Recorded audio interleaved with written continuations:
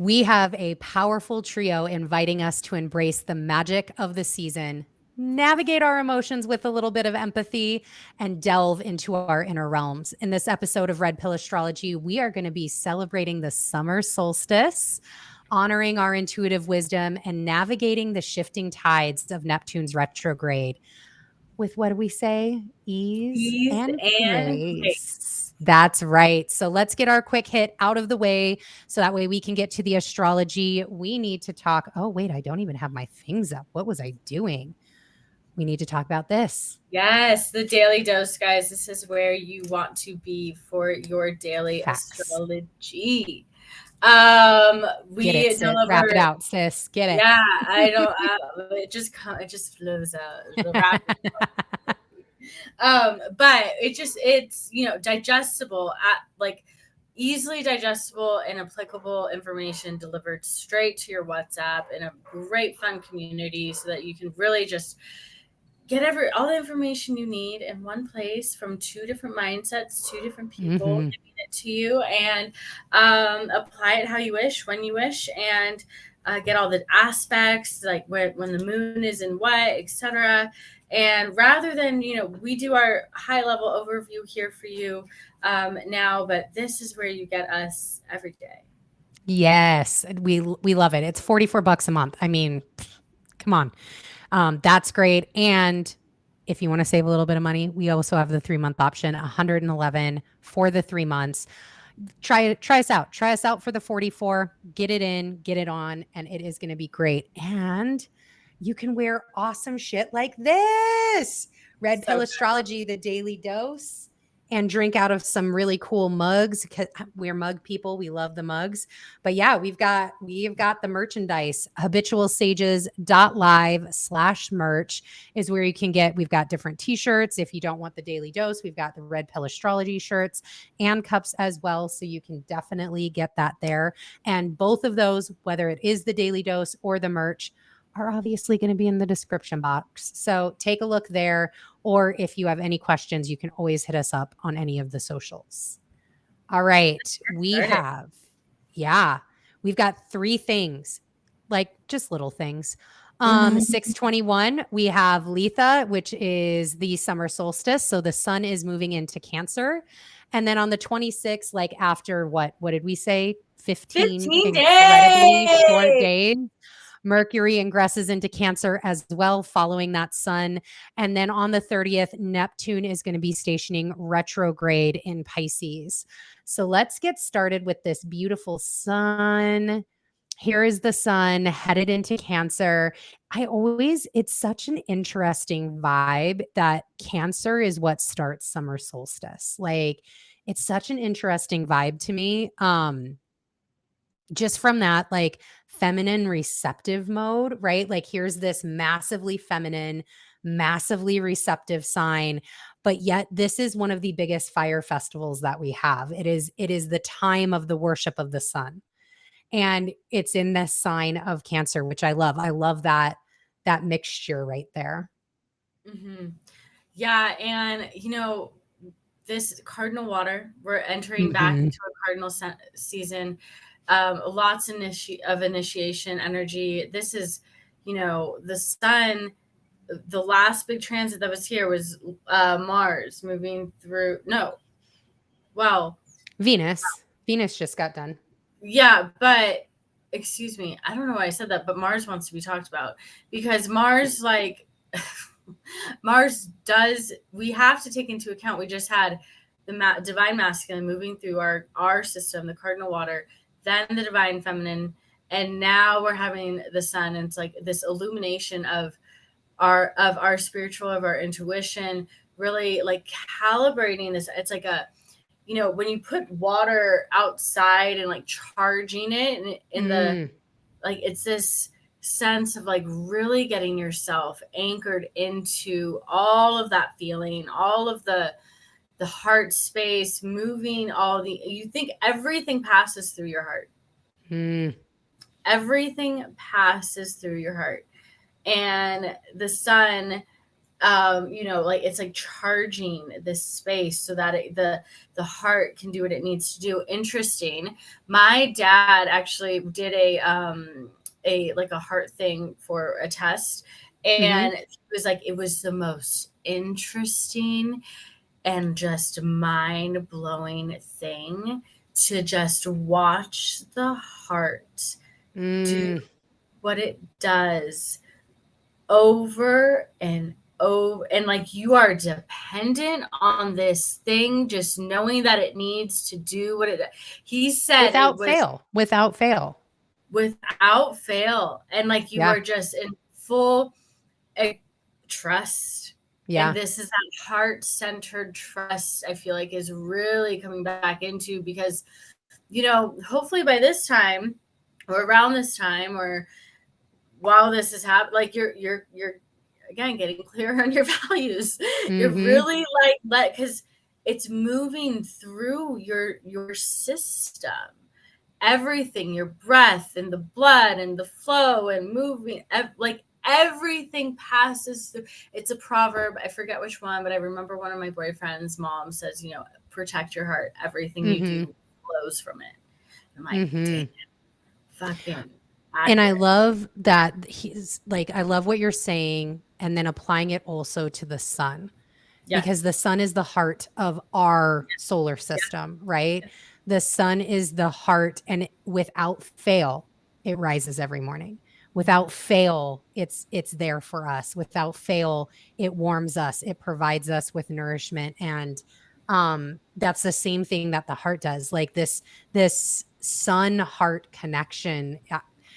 I don't even know where that just came from, but that I'm feeling that, like that tug, the tug of the heart to just want to be open, be free during this time. Again, it is about the I feel, like feeling yourself expand, feeling yourself be open. Oh my God, I'm getting like doing just like back bends and fish, getting into a fish. Yes. Like really like open up the chest cavity, including the back, include like forward folds, like round, like open yourself up, new experiences, get yourself in water where you can find the lightness of the body so you're not restricted, so you're less restricted, and you can actually see like, oh, I can surrender, surrender. And also when we're in this Cancer energy, this is, you know, this is your ancestors. This is, you know, really tapping into home. What is your sense of home? Your roots. The layers of home for you. Looking at this area of your chart, like this entire area is going to be really highlighted. There's illuminations that will be had, and this is, you know,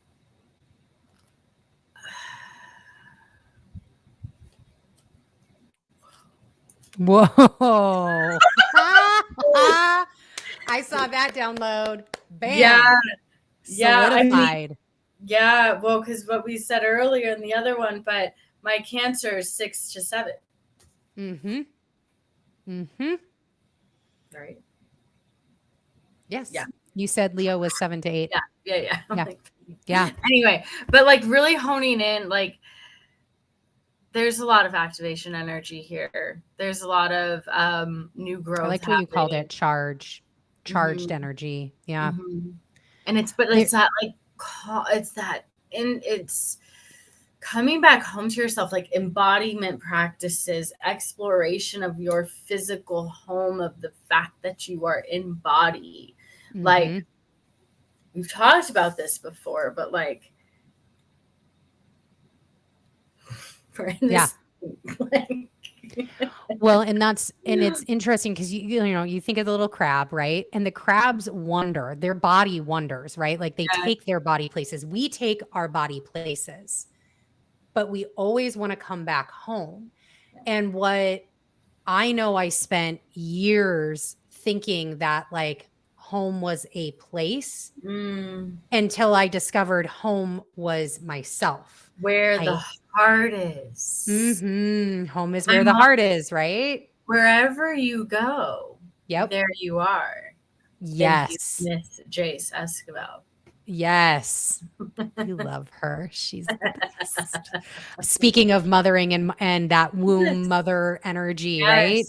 Yes. But it's this like, no matter what happens, and there's a lot of stuff that's happening. There's a lot of stuff that is happening. There's a lot of stuff that is going to continue to happen. We haven't even like tipped the scale of what Pluto and Aquarius is going to bring us. We're not even anywhere close to 2025 and the next half of this like decade. There's still a lot to come. And so it's getting us, it's in this preparation of being able to go, this is my home, right? I'm okay. If you're, again, if all of this was gone, all the things that you had was gone, would you still be at home? And Yeah, it's there's kind a of lot that of exploring. there's a lot of healing energy available in this as well. So heal the Yes. home. Like have those conversations from a heart-centered felt place. I'm also getting heal your sexual organs, heal, like take the time to really like A tap yoni in. steam. Yeah. Yeah. Any Do of the that. yoni steam. Yeah. Yeah. Look, do the yoni Yeah. steam. It's Even heal. beyond that, like really just, you know, through section, like any sort of positive, negative things that could be happening in that space, like really use this time to bring in the energy of healing of that, because that is also healing generational trauma as you heal that.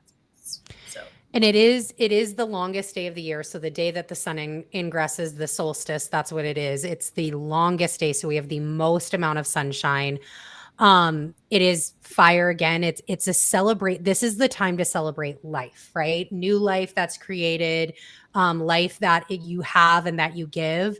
And no matter what tradition you are in, no matter what you believe, there is always some sort of sun worship component, like the embracement of the sun, the ability of the sun to warm us. You think about like different cultures and their thoughts on the sun. We have the Oak King, we've got Ra, right? We've got all of these different really amazing deities that embrace that sun and that life that's within all of us. And so that can be a really good time too to, again, speaking of healing ancestral trauma and being that change within your lineage, just discovering something new about that. Just again, as we go through very quick, because then Mercury's headed into Cancer, but as Mercury's in Gemini, like think, and we still have this little bit of Gemini season, think about some of the things that like, ooh, have I ever been pinged? Hey, I want to learn more about Ra. I've heard that name. What do I do? Like, what is that? Go and read. Go and go to a museum, go and explore, go do things like that. And then allow that kind of guidance to just take you on the water, take you where you need to go and just see what comes up out of it, because it could be something really fantastic. yeah, I'm excited. I am too. Let's head over to Mercury getting into Cancer very, very quickly. Which, like, again, all things for purpose, because who knows if we could have handled like a solid month of a Mercury in Gemini at this point. We got a lot of things going on. Yeah. So getting, like, I loved how you said in the last video, like he's running and just like cannonballs off into the deep end of the ocean. And that is really what it is. It's like, this is where instead of getting an intellectual mind, like you might get an Aquarius or a like wanting the information mind, like in Gemini, this is the emotional mind. This is that mind of emotions. It's not just maybe even your own emotions, but there can be a high degree of empathy or of taking ownership of other people's emotions when you don't need to, or just sitting in yours, like ruminating in your own emotions. You ain't got to do that. We ain't got to be there. Yeah. I mean, and let's not forget, we always equate Cancer with emotions, but like really like intuition, like Your intuition is what guides your emotions, which because you're feeling something. And so when we are more in a space of this is our intuition, letting Mercury have that connection to our intuition and guiding us a little bit deeper, like, hey, like again, those intuitive hits, like especially with Saturn and Pisces, there is And Neptune's about to go retrograde in Pisces. Yep. Yeah, so we'll have a lot of opportunity to connect beyond, and in a higher space than we normally would. Yeah. I actually wrote down this is Mercury in Cancer would be a really, going back to if you want to heal trauma, heal a witch wound, whatever that looks like for you, this could be a great time to water scry. If you've like, if that's something that like pings for you, or you're like, I've always wanted to try it, when Mercury gets into Cancer during Cancer season, water scrying, psychic, magic ball reading, palmistry, like anything that leans into that psychic, like third eye sort of space could be really, really, really a beautiful time to like take up those practices, begin those practices, or even just like, again, you don't have to do them, but just gain the knowledge from it, because that's what Mercury is about too. Is this knowledge, and then see how it makes you feel, understand why that is such, go through that process, because that is truly like, as we begin to go and as we get into Leo, and now don't forget during this time we've got Venus in Leo, we've got Mars in Leo, she's going to head retrograde. There could be this time of healing, right? There could be this time of purging and cleansing those things, so get them over with. Also bringing in some new information based on Mars's and Venus's journeys that they just underwent through the same sign. Yeah, through Cancer. So, I mean, this Cancer area of our chart is getting pinged with a lot of things, and it's something you just, again, this is why we put these out days ahead, so you can start kind of gaining this awareness. And then the last thing for June, faster though. What? The daily dose gets it first, though. Well, that part. I forgot to say that. This way. Yeah. I'm like, I don't have the things. This is, look, y'all should have seen me in teachers training. Anyways, now we're headed to Neptune retrograde, which occurs on June 30th. So the very last day of June, Neptune will retrograde in Pisces. He's going to join his friend Saturn, who's all up in Pisces retrograde already. He stations retrograde at 27 degrees, 41 minutes. And then on December 6th, so that's 158 days, December 6th, he will station direct at 24 degrees, 53 minutes. Look, Neptune is in no motherfucking rush to get to Aries. He is in no rush to get to Aries. And yeah, like he is living his best life in the deep ocean. Yeah. Yeah. I mean, and I really connecting us to our higher self, our intuition, our inner knowing, our wisdom, like letting us, like, there's also so much potential for so much healing work available in this. Like, I love when Neptune goes retrograde. Let's not forget, the veil is thin. The veil is like, here I can see clearly. Yes. And which is so interesting. It's such an interesting energy, because when he's going forward, he's in delusion. But when he's going backwards, he's like, oh, fuck, I missed that. Oh, yeah. Shit. And this is why he likely, or major assumption, of why he's taking so long, because like I actually haven't been seeing clearly. So, and in Pisces, I'm seeing more fog already. So like, I actually have to do this a few times. And while he is, retrograde, it's giving us like some really new, because he hasn't really been here yet. So, and this is approaching the end of the zodiac, and it's like, this is major. This is major. Our higher self moving like away from this space. Like, this is as it starts to keep moving forward.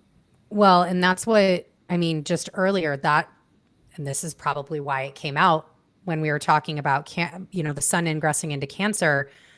This is all the lead up to like the end of the decade, right? To like 2025, 2026, 2027. I'm getting like full body goosebumps because we ain't seen fucking nothing yet. Like we think we have not seen anything yet. We thought the last 3 years were Neptune is going to literally join Saturn and they are going to go all the way into Aries together. And that is, and then Pluto will be in Aquarius. I mean, it is a really like, there's a lot that is coming up. And this is the first retrograde Neptune's had since Saturn got in there. Cause they are, even though, yes, they're on opposite sides, it's co-presence. And so this could be like you were saying, that clarity of, oh, hey, Saturn, I see you there. Oh, my bad. You've been up in my sign for a minute. I didn't even know. I didn't even notice you. I've been over here having a party. I didn't even know. My bad. My bad. Yeah. And there's like a big rebirth energy here. There's like transcendence, transmutation, like, so another opportunity, like we are being initiated to become who we're meant to be, especially like, Chiron's been chilling in Aries for so long. These two are in together into Aries, and like really like this cementing in of like, yeah, you are divine. Yeah, you are of a spiritual being having a human experience. Like this is an awakening. This is an awakening of your higher self, of the integration of your higher self into your physical body. And you have to be prepared for that. I mean, we think, and I mean, the kids that are being born underneath this Taurus stellium this year, they got some, but y'all want to see something? Wait until you see the kids that are born with Chiron, Neptune, and Saturn in Aries. That's going to be a whole thing. That's going to be a whole thing. So it is this, again, you want to be able to live in this moment. You should be living in this moment, but there's always things to, all of this builds on itself, right? This is why one of those, begin with the end in mind, right? That may be 20 years down the line. That end for you may be 20 years down the line. You got to do your daily work to get there, but it's always with that end goal in mind. So if you know, okay, Neptune's going retrograde right now, it's time to like observe, like, again, how many times have we said it during these recordings for June? Be the observer, understand, understand, journal, begin to move, right? Yeah. Sit with yourself. Like you have the answers. Oh my God. You are your answer. And that's going to be about it. You are your answer. That is where Neptune's like, and you're done. Cue the end. All right. So make sure that you definitely subscribe, turn on the alerts, like and share Red Pill Astrology on YouTube. We are also on Twitter as well as on Instagram. You can catch us there. All the fun things. We do so many fun things. And then make sure that you join. We're on TikTok too. Oh my God. Yes, we are. Allowed to say that word? Okay. Unless you look, maybe not for your mom. No, I mean like on YouTube. Oh yeah. Okay. I mean, we got the shorts. We got on both. But yeah, we're on TikTok. You can find us. We are out there, and we like, it's all about building the community. This is this is our passion. This is how we bring out into the world. This is how we heal ourselves and our ancestral line. And we just want to share and keep growing. So see y'all later. Thank you so much. Bye, everyone. See you in July. Yeah, right?